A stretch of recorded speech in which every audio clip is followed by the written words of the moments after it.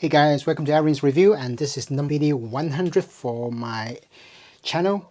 And in today's video, we'll be looking at the FE Audio Voyager 14, which retails for $999 US. Before I actually go into the full review of this video, I think it's necessary that we should do an introduction of what this any monitor is, considering what the cost is.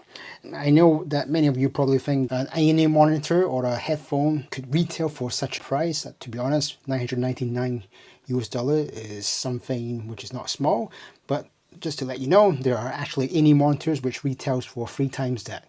Having purchased one before myself, which is namely the 64 Audio A18. I've got Empire Ear Zeus. And so, yeah, I mean, I know it sounds shocking, but there is actually any monitors which retails for these shocking prices. So today, you can see I've got my setup. My SP2000 with my Hugo 2, just like my previous Legacy 3 comparison. You can see that I have been testing it with my Hugo 2, and yes, I've been playing around with all the FE audios. I do not have the Legacy 9. I'm not sure if I should purchase the Legacy 9. What do you guys think? For those who have the Voyager 13, do you think it is advisable to purchase the Legacy 9? That is a consideration of mine. And also, which color do you think? Let me know if you think that it is necessary for me to buy the Legacy 9 as well. That means I will then have the whole family. I do have the Phantoms as well, which I won't bring out. So let's go a bit in detail of what these. It's not a comparison video, but I'll do a little bit of comparisons.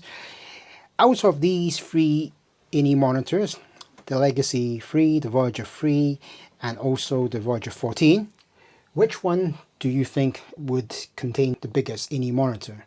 Just to remind you, the Legacy 3, which is here, contains 2 BAs and 1 dynamic driver. And this is what the Mystic color looks like.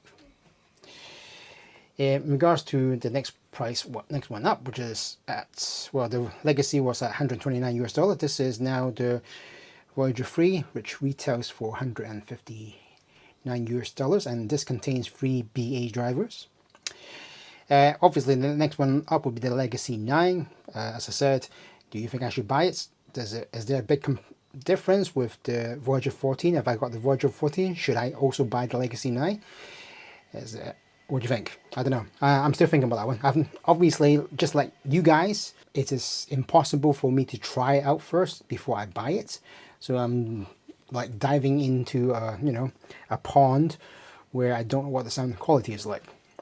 Hence the reason why I thought some videos on the any monitors would be beneficial, especially I do go through some any monitors myself. This is the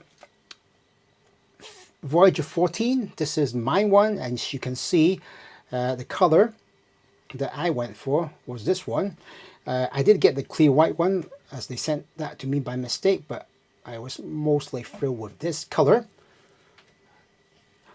That's the reason why I had to send that one back, as to get this one. This is a 14BA driver, and yes, there are dip switches for all these 3 models. The Legacy 9 does not have dip switches. As I suggest, the settings with 1 off and 2 on is probably what I'm using with all 3. If you like a better bass, then definitely both switches on.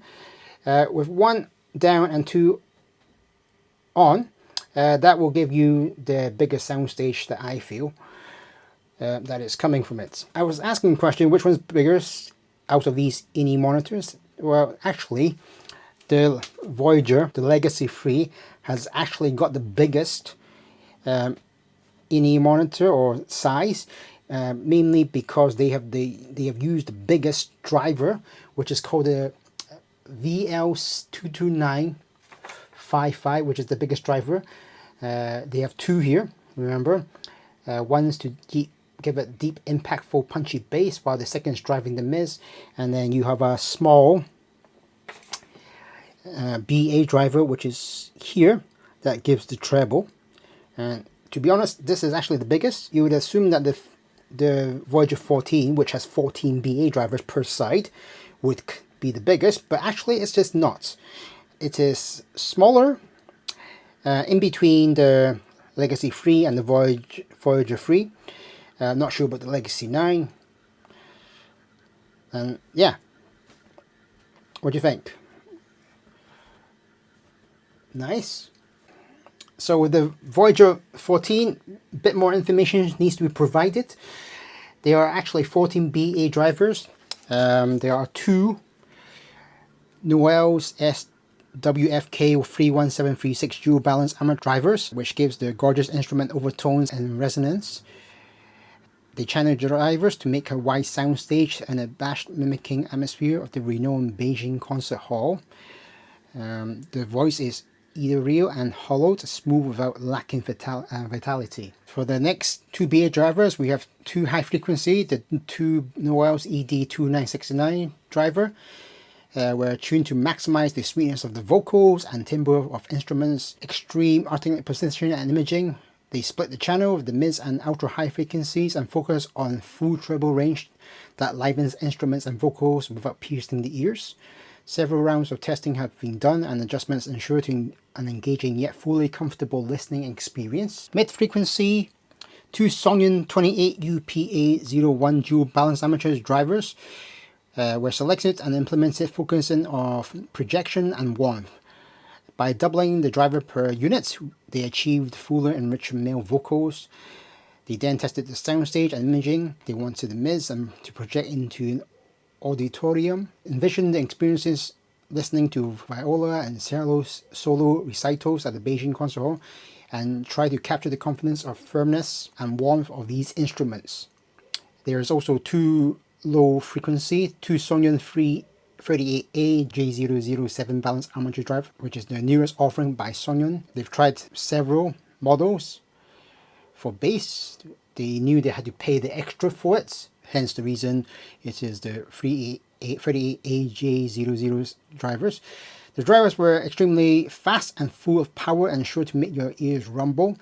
Then, utilizing your crossover and low pass filter, we made a clear separation between the sub bass, bass and mids to reduce bleeding, and made for an ultra clean bass line, hard hitting, fast, impactful, that really rumbles and deep. And that is the 14 drivers that are contained inside the Voyager 14.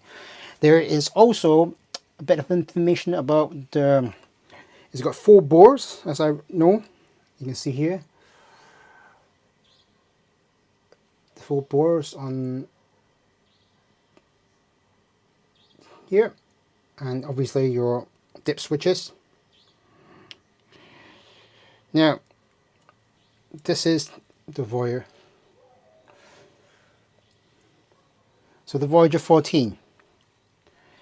Does it command $999 US? I'm happy to say that you are getting your money's worth. It is probably exceeding players that cost more. It does command this $999 and you actually get your money's worth, and you're actually getting your sound quality of it. First impression when I first listened to it was the fact that you can hear the micro details of the music that you've never heard before. I was playing a song, I can't remember what the song is, but there was like micro detail that I thought, wait, I've never heard that part of that instrument before coming from this song. And this is what this Fear Audio is providing. Notice that the drivers is definitely different to the ones in the Legacy 3. You are definitely getting a bigger soundstage. The punchier bass, as it mentions on the website, I can confirm is correct. There is the lush mids, the vocals are coming directly at you, and there's right enough strength. There is, it doesn't, I know it sounds like there's 14 BA driver, but it feels like it's coming from a dynamic driver. They have done a fantastic job on what you're getting. The soundstage is super big and super wide and deep. Instruments hit you harder for sure. Is it an end game? Now, obviously, if you're into any monitors, and you've been into any monitors for a long time, is there an end game really for us? I mean, obviously there are any monitors which we use, when we feel that mood to listen to that kind of song. For instance, one that I probably think of is probably the Legend X from Empire Ears. You know, I've not got it. I've tried it many times. It fits a specific genre here. This is an overall, I would say. It does rock, it does pop, it does classic if needed. Very versatile. Mostly I'm a pop person or a K-pop person. And yes, you can definitely hear all the rumble. And as I said, you're getting all the micro details. It can be considered one of the end games, I would say, yes. Especially at this price points where I've seen some which retail for 3,000. And you are definitely getting your money's worth. And comfort wise, definitely perfect fits. I'm using spin fits. It's smaller than the Legacy 3 and it doesn't protrude out as much. As I said, it's smaller, and I'm loving the faceplate as well. And I prefer the fact that they've got Fear audio on both sides, where the Legacy 3 only had it on one side, which is, don't know why, but I think I prefer it on both sides. With this one, do I look this faceplate? No, I would still prefer this one.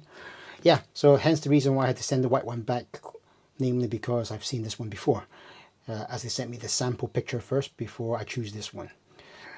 So yes, I do fully recommend the Fear Audio Voyager 14 if you want to hear all the micro details, that punchy bass, and it feels like a dynamic bass. The vocals come right at you. And one that I would say, if you want to save chasing things, this is one of them. Will I do a comparison of this with my EZ1R? Yes, I will. I think the next video that will come out is the EZ1R. I've done unboxing. I've not had time to do the video of what that sound impression is like. After that, then I'll do a comparison with the Fear Audio Voyager 14. I would say both of these are end games. There is really no end game for us, really, guys. It's just the next one up, or the next one up for that mood that we want to go into. Anyway, hope you've enjoyed this video. Stay safe and do subscribe. The Balloon 05 is coming eventually. I think there's a bit of delay. They're still making it. I am getting a sample of it. Thanks for watching. See you guys.